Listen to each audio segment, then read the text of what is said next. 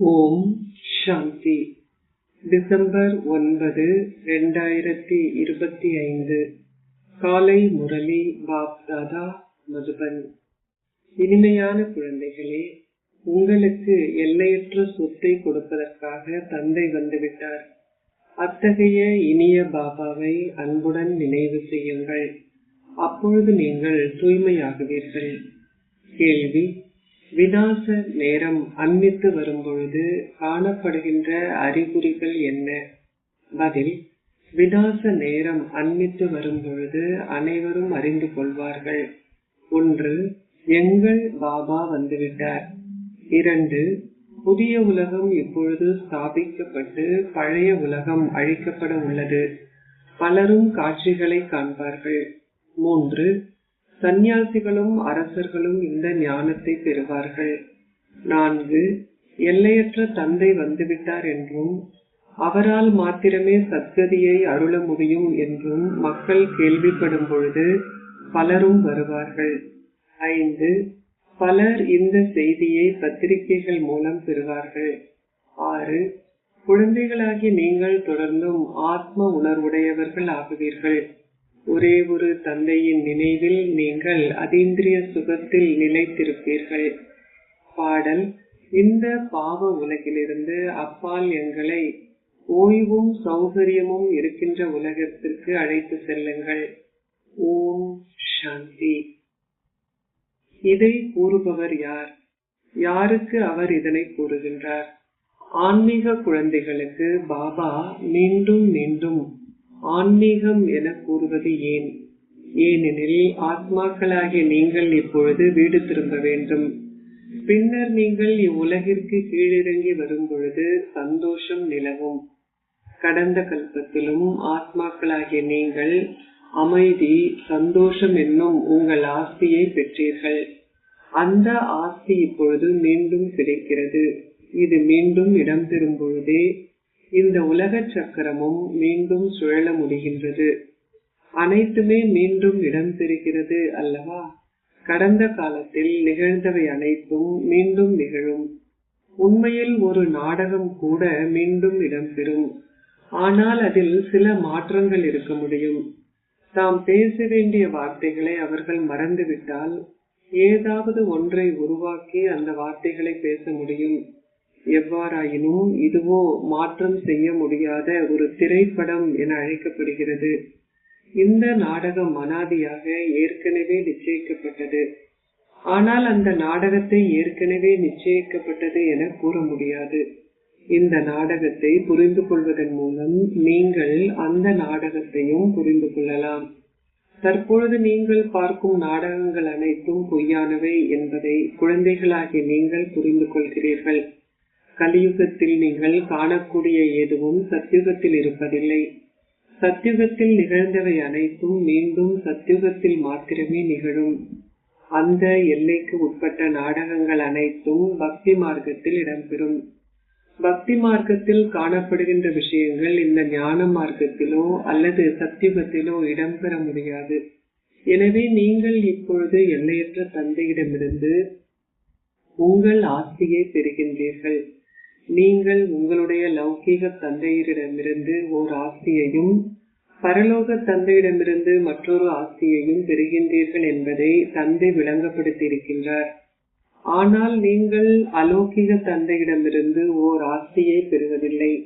இவரும், அதாவது பிரம்மா, அந்த ஒரே ஒருவரிடமிருந்தே ஓர் ஆஸ்தியை பெறுகின்றார். இவர் மூலமே எல்லையற்ற தந்தை புதிய உலகம் என்ற சொத்தை உங்களுக்கு வழங்குகின்றார். இவர் மூலமே உங்களை அவர் தத்தெடுப்பதால் இவரும் ஒரு தந்தை என அழைக்கப்படுகின்றார். பக்தி மார்க்கத்தில் அவர்கள் லௌகீக தந்தையையும் பரலோக தந்தையையும் நினைவு செய்கிறார்கள். இந்த அலௌகீக தந்தை நினைவு செய்யப்படுவதில்லை. ஏனெனில் இவரிடமிருந்து ஆஸ்தி எதுவும் பெறப்படுவதில்லை. தந்தை என்ற சொல் சரியானது. பிரம்மாவும் படைப்பின் ஒருவரே. படைப்பவரிடமிருந்து படைப்பு ஓர் ஆஸ்தியை பெறுகின்றார். சிவ் பாபா உங்களை படைத்து விட்டார். அவர் பிரம்மாவையும் படைத்தார். எல்லையற்ற தந்தையாகிய அந்த ஒரே ஒரு படைப்பவரிடமிருந்தே ஆஸ்தி கிடைக்கிறது. பிரம்மா எல்லையற்ற ஆஸ்தியை கொண்டுள்ளாரா? தந்தை இங்கே அமர்ந்திருந்து இவரும் ஓர் ஆஸ்தியை பெறுகின்றார் என இவர் மூலமே விளங்கப்படுத்துகின்றார். இவர் தனது ஆஸ்தியை பெற்று அதை உங்களுக்கு கொடுக்கின்றார் என்பதல்ல. தந்தை கூறுகின்றார், நீங்கள் இவரையும் கூட நினைவு செய்யக்கூடாது. உங்கள் எல்லையற்ற தந்தையிடமிருந்து இந்த சொத்தை பெறுகின்றீர்கள். எல்லைக்கு உட்பட்ட உங்கள் தந்தையிடமிருந்து நீங்கள் எல்லைக்கு உட்பட்ட ஆஸ்தியையும் பரலோக தந்தையிடமிருந்து எல்லையற்ற ஆஸ்தியையும் பெறுகின்றீர்கள். இவை இரண்டும் உங்களுக்கானவை. நீங்கள் சிவ பாபாவிடமிருந்து ஓர் ஆஸ்தியை பெறுவது உங்கள் புத்தியில் இருக்கிறது. ஆனால் பிரம்மாவிடமிருந்து எந்த ஆஸ்தியை பெற்றுக் கொண்டீர்கள்? சொத்து என்பது உங்கள் புத்திக்கு வருகிறது இல்லையா? இந்த எல்லையற்ற ராஜ்யத்தை அந்த ஒரே ஒருவிடம் இருந்தே நீங்கள் பெறுகின்றீர்கள். அவரே அதிமகத்துவமான பாபா. இவர் கூறுகின்றார், என்னை நினைவு செய்யாதீர்கள். நீங்கள் பெற்றுக்கொள்ளக்கூடிய எந்த சொத்தும் என்னிடமில்லை. உங்களுக்கு சொத்தை வழங்கக்கூடிய அந்த ஒரே ஒருவரையே நினைவு செய்யுங்கள். அவர் கூறுகின்றார், என்னை மாத்திரமே சதா நினைவு செய்யுங்கள். ஒரு லௌகீக தந்தையின் சொத்தை குறித்து அதிக சண்டை ஏற்படுகிறது. இங்கு சண்டையிடுவது என்ற கேள்விக்கு இடமில்லை. நீங்கள் தந்தையை நினைவு செய்யாது விட்டால் பின்னர் இயல்பாகவே எல்லையற்ற ஆஸ்தியை நீங்கள் பெற்றுக்கொள்ள மாட்டீர்கள். தந்தை கூறுகின்றார், உங்களை ஓர் ஆத்மாவாக கருதுங்கள். அவர் இந்த ரதத்திற்கும் கூறுகின்றார், உங்களை ஓர் ஆத்மாவாக கருதி என்னை நினைவு செய்தால் உலக ராஜ்யத்தை பெறுவீர்கள். இதுவே நினைவு யாத்திரை எனப்படுகிறது. உங்கள் ஷரீர உறவினர்கள் அனைவரையும் துறந்து உங்களை ஷரீரமற்ற ஆத்மாவாக கருதுங்கள். இதற்கு முயற்சி தேவையாகும். கற்பதற்கும் சிறிது முயற்சி தேவைப்படுகிறது. இந்த நினைவு யாத்திரையில் நிலைத்திருப்பதனால் நீங்கள் தூய்மையற்றவரிலிருந்து தூய்மையானவர்கள் ஆகின்றீர்கள். அம்மக்கள் பௌதீக யாத்திரை செல்கின்றனர். இங்கு இது ஆத்மாக்களின் யாத்திரையாகும். இது பரந்தாமத்திற்கு செல்வதற்கான உங்கள் யாத்திரையாகும். இந்த முயற்சியை செய்யாமல் எவருமே பரந்தாமத்திற்கோ ஜீவன் முக்தி தாமத்திற்கோ செல்ல முடியாது. மிக நன்றாக நினைவு யாத்திரையில் நிலைத்திருப்பவர்களே அங்கு செல்ல முடியும். அவர்களே உயர்ந்த அந்தஸ்தை பெற்றுக் கொள்வார்கள்.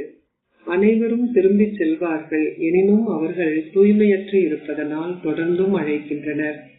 ஆத்மாக்கள் நினைவு செய்கின்றனர். ஆத்மாக்களே உண்டு பருகுகின்றார்கள்.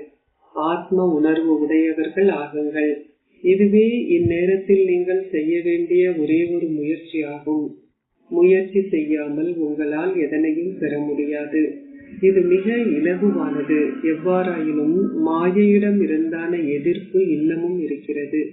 எவருக்கேனும் நல்ல பாக்கியம் இருக்குமானால் அவர் விரைவில் இதில் ஈடுபடுகின்றார்.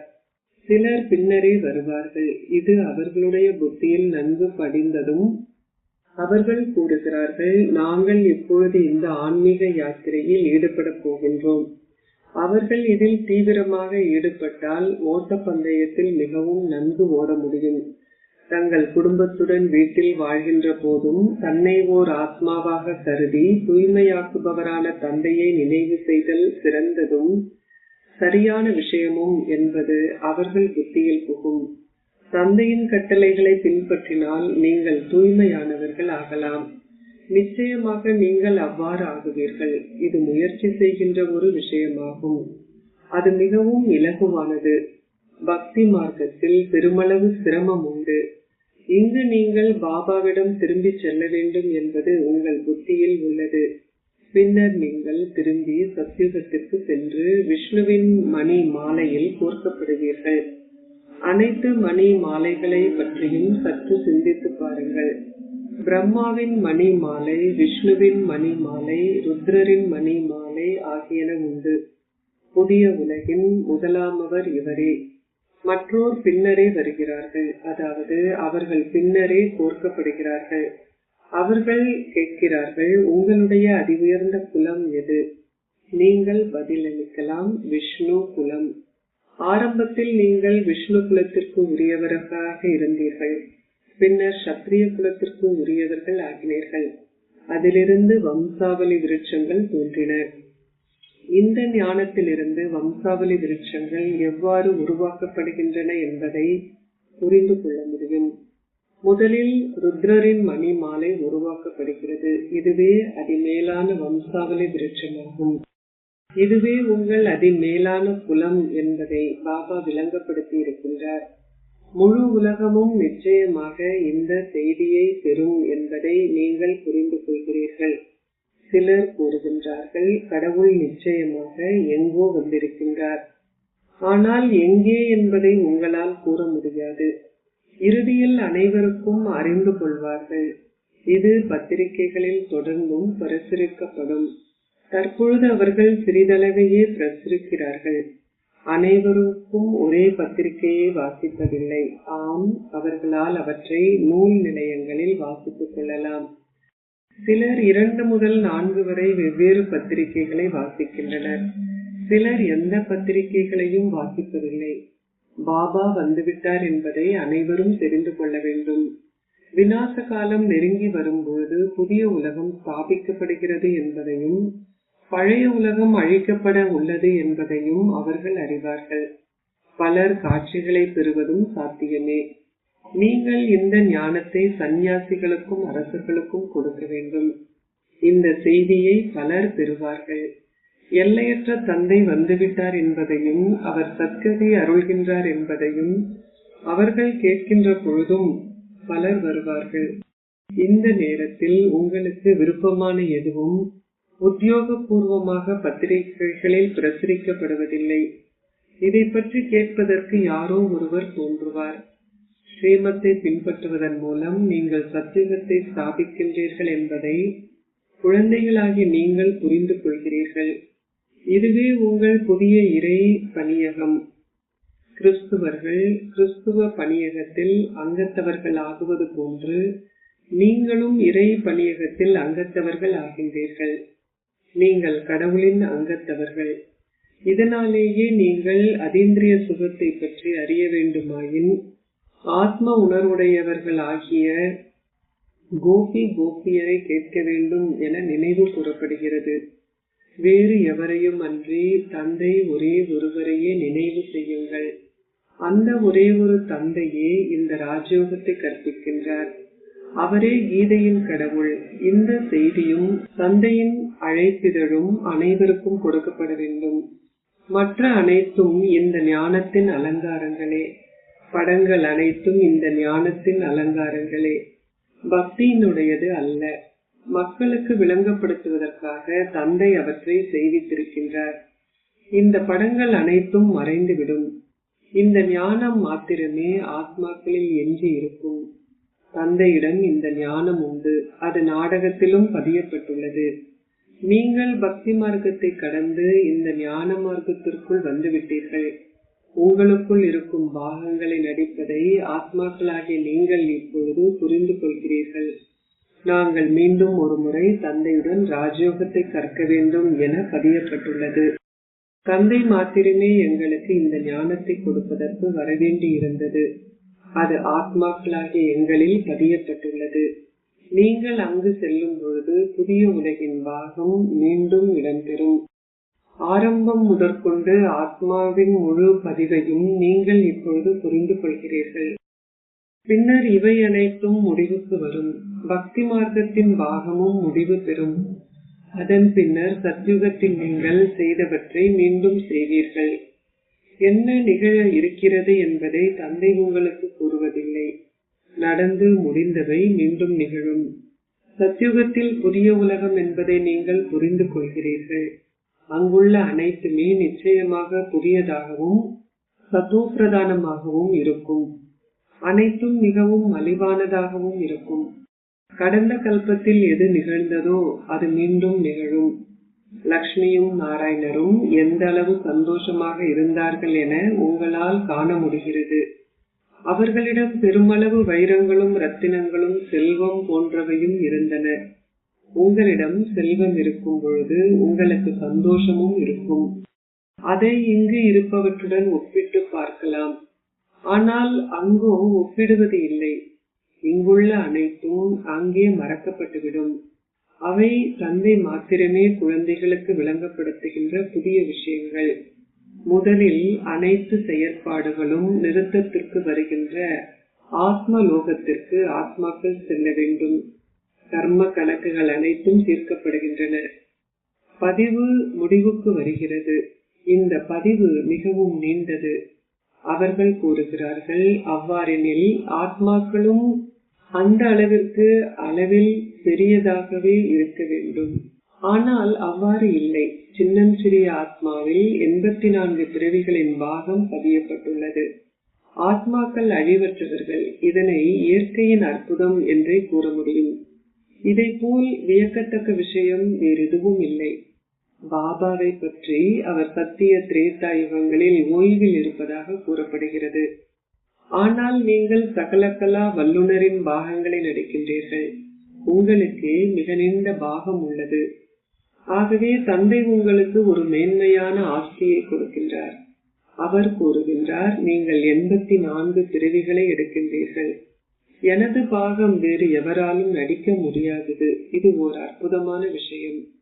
தந்தை இங்கே அமர்ந்திருந்து எவ்வாறு ஆத்மாக்களுக்கு விளங்கப்படுத்துகின்றார் என்பதும் ஒரு அற்புதமே. ஆத்மாக்கள் ஆணும் அல்ல, பெண்ணும் அல்ல. ஓர் ஆத்மா சரீரத்தை ஏற்கும் பொழுதே அவனோ அல்லது அவளோ ஆண் என்றும் பெண் என்றும் அழைக்கப்படுகின்றார்கள். ஆத்மாக்கள் அனைவரும் குழந்தைகள் என்பதால் அவர்கள் சகோதரர்களே. உங்கள் ஆஸ்தியை பெறுவதற்கு நீங்கள் நிச்சயமாக சகோதரர்களாக இருக்க வேண்டும். ஓர் ஆத்மா தந்தையின் ஒரு மகனே.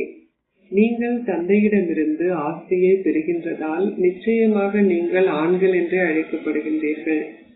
தந்தையிடமிருந்து ஆஸ்தியை பெறுகின்ற உரிமை ஆத்மாக்கள் அனைவருக்கும் உண்டு. அதற்கு நீங்கள் தந்தையை நினைவு செய்ய வேண்டும். உங்களை ஓர் ஆத்மாவாக கருதுங்கள். நாங்கள் அனைவரும் சகோதரர்களே. ஓர் ஆத்மா ஆத்மாவே ஆவார். ஆத்மாக்கள் ஒருபொழுதும் மாற்றமடைவதில்லை. ஆனால் அவர்கள் சில சமயம் ஆணின் சரீரத்தையும் சில சமயம் பெண் சரீரத்தையும் பெறுவார்கள். இவை புரிந்து கொள்ளப்பட வேண்டிய சுவாரஸ்யமான விஷயங்கள். வேறு எவரும் இந்த விஷயங்களை உங்களுக்கு கூற முடியாது. மற்றவர்கள் இதனை தந்தையிடமிருந்து அல்லது உங்களிடமிருந்து மாத்திரமே கேட்கலாம். தந்தை குழந்தைகளாகிய உங்களுடனேயே உரையாடுகின்றார். ஆரம்ப நாட்களில் அவர் ஒவ்வொருவரையும் சந்தித்து உரையாடுவதுண்டு. படிப்படியாக அவர் எவருடனும் உரையாட முடியாத நேரமும் வரும். மகன் தந்தையை காட்டுகின்றார் என்று கூறப்படுகிறது. குழந்தைகளாகிய நீங்கள் மற்றோருக்கு கற்பிக்க வேண்டும். குழந்தைகளாகிய நீங்கள் பலருக்கும் சேவை செய்து அவர்களை இங்கே அழைத்து வருகின்றீர்கள். நீங்கள் பலரை உங்களை போன்று ஆக்கி இங்கே அழைத்து வருகின்றீர்கள் என்பதை பாபா புரிந்து கொள்கின்றார். இவர் ஒரு பேரரசன் ஆகுவார். இவர் ஒரு சிற்றரசன் ஆகுவார். நீங்கள் ஓர் ஆன்மீக சேனை. நீங்கள் அனைவரையும் ராவணனின் சங்கிலியிலிருந்து விடுவித்து உங்கள் பணியகத்திற்கு அழைத்து வருகின்றீர்கள். நீங்கள் செய்யும் சேவைக்கு ஏற்ப நீங்கள் பெறுகின்ற பலன் இருக்கும். பெரும் பக்தி செய்தவர்கள் திறமையானவர்களாகி தமது ஆஸ்தியை பெற்றுக் கொள்கிறார்கள். இது ஒரு கல்வியாகும். நீங்கள் நன்றாக கற்காது விட்டால் நீங்கள் சித்தியடைய மாட்டீர்கள். இக்கல்வி மிகவும் இலகுவானது. இதனை புரிந்து கொள்வதும் விளங்கப்படுத்துவதும் இலகுவானதே. சிரமம் என்ற கேள்விக்கே இடமில்லை. எவ்வாறாயினும் ஓர் ராஜ்யம் ஸ்தாபிக்கப்படுவதால் பலதரப்பட்டவர்களும் தேவைப்படுகின்றனர். இந்த விஷயத்தில் ஓர் உயர்ந்த அந்தஸ்தை பெறுவதற்கு நீங்கள் முயற்சி செய்ய வேண்டும். இந்த மரண உலகிலிருந்து நீங்கள் அமரத்துவ உலகிற்கு இடமாற்றம் செய்யப்பட வேண்டும். நீங்கள் எந்த அளவிற்கு அதிகமாக கற்கின்றீர்களோ அந்த அளவிற்கு அமரத்துவ உலகில் உயர்ந்த அந்தஸ்தை பெறுவீர்கள். தந்தையே அனைவரிலும் அழகானவர். ஆகவே நீங்கள் அவர் மீது அன்பு செலுத்த வேண்டும். அவரே அன்பு கடல். நீங்கள் அனைவரும் ஒரே விதமான அன்பை கொண்டிருக்க முடியாது. சிலர் அவரை நினைவு செய்கிறார்கள், சிலர் அவரை நினைவு செய்வதே இல்லை. சிலர் மற்றவர்களுக்கு விளங்கப்படுத்துவதில் போதையடைகின்றனர். இது பெருமளவில் தூண்டுகின்ற ஒரு விஷயமாகும். இது ஒரு பல்கலைக்கழகம் என நீங்கள் எவருக்கும் கூறலாம். இது ஆன்மீக கல்வி. இத்தகைய படங்கள் வேறு எந்த பாடசாலைகளிலும் காட்டப்படுவதில்லை. மக்கள் பார்த்த மாத்திரத்திலேயே புரிந்து கொள்ளக்கூடியவாறு நாளுக்கு நாள் இன்னும் பல படங்கள் தொடர்ந்தும் உருவாகும். ஏணிப்படம் மிகவும் நல்லது. எவ்வாறாயினும் தேவ குலத்திற்கு உரியவர் இல்லை என்றால் அவரால் எதையுமே புரிந்து கொள்ள முடியாது. இக்குலத்திற்கு உரியவர்களே அம்பினால் தாக்கப்படுவார்கள். எங்கள் தேவ தர்மத்தின் இலைகளாக இருப்பவர்கள் வருவார்கள். அவர்கள் பெரும் ஆர்வத்துடன் கேட்பதை நீங்கள் உணர்வீர்கள். சிலர் வெறுமனே வந்து சென்று விடுவார்கள். நாளுக்கு நாள் குழந்தைகளாகி உங்களுக்கு பாபா புதிய விஷயங்களை விளங்கப்படுத்துகின்றார். சேவை செய்வதில் நீங்கள் மிக்க ஆர்வம் கொண்டிருக்க வேண்டும். சேவை செய்வதில் மும்முரமாக இருப்பவர்கள் இதய சிம்மாசனத்தில் அமர்வதுடன் அந்த சிம்மாசனத்திலும் வீற்றிருப்பார்கள். நீங்கள் மேலும் முன்னேறி செல்லும் பொழுது அனைத்து காட்சிகளையும் பெறுவீர்கள். நீங்கள் அந்த சந்தோஷத்தில் நிலைத்திருப்பீர்கள். உலகில் பல விரக்தி கூக்குரல்கள் கேட்கும். இரத்த ஆறுகளும் ஓடும். சேவை செய்யும் தைரியசாலிகள் ஒருபொழுதும் பட்டினியால் மரணிக்க மாட்டார்கள். எவ்வாறாயினும் இங்கு நீங்கள் எளிமையாக வாழ வேண்டும். நீங்கள் அங்கே சந்தோஷத்தை பெறுவீர்கள். ஒரு குமாரியை எளிமையாக வாழச் செய்கின்றனர். பின்னர் அவள் புகுந்த வீட்டிற்கு சென்றதும் தான் விரும்பியது அனைத்தையும் அவளால் அணிந்து கொள்ள முடியும். நீங்களும் புகுந்த வீட்டிற்கு செல்கின்றீர்கள் என்பதால் அந்த போதையுடன் இருங்கள். அதுவே சந்தோஷ தாமமாகும். அச்சா, இனிமையிலும் இனிமையான அன்பிற்குரிய எப்பொழுதோ காணாமல் சென்று இப்பொழுது கண்டெடுக்கப்பட்டிருக்கும் குழந்தைகளுக்கு உங்கள் தந்தை தாயாக இருக்கும் பாப் தாதாவின் அன்பும் நினைவுகளும் காலை வந்தனங்களும். ஆன்மீக தந்தை ஆன்மீக குழந்தைகளுக்கு நமஸ்தே கூறுகின்றார். ஆன்மீக குழந்தைகள் ஆன்மீக தந்தைக்கு நமஸ்தே கூறுகின்றோம். தாரணைக்குரிய சாரம் 1. மாலையில் கோர்க்கப்படுவதற்கு ஆத்ம உணர்வுடையவர்கள் ஆகுவதுடன் மிகவும் தீவிரமாக நினைவு யாத்திரையில் நிலைத்திருங்கள். தந்தையின் வழிகாட்டல்களை பின்பற்றி தூய்மையாகுங்கள். 2. தந்தையின் செய்தியை பிறருக்கு கொடுப்பதன் மூலம் அவர்களை உங்களுக்கு சமமானவர்கள் ஆக்குகின்ற சேவையை செய்யுங்கள். நீங்கள் இங்கே மிகவும் எளிமையாக வாழ வேண்டும். விரக்தி கூக்குரல்கள் நிறைந்த இறுதி காட்சிகளை காண்பதற்கு நீங்கள் மகா வீரர்கள், அதாவது தைரியமான போராளிகள் ஆக வேண்டும். ஆசீர்வாதம். நீங்கள் உண்மையான நம்பிக்கை பொறுப்பாளராகி பந்தனம் என்னும் கூண்டை முடித்து விடுவதனால் ஜீவன் முக்தி ஸ்திதியை அனுபவம் செய்வீர்களாக. சரீர பந்தனம் அல்லது உறவினர்களின் பந்தனம் எதுவும் ஒரு கூண்டு ஆகும். ஒரு பற்றினால் அன்றி பெயரளவில் உங்கள் குடும்ப பொறுப்புகளை பூர்த்தி செய்யும் பொழுது பந்தனத்திலிருந்து விடுபட்டவர்கள் என்று கூறப்படுவீர்கள்.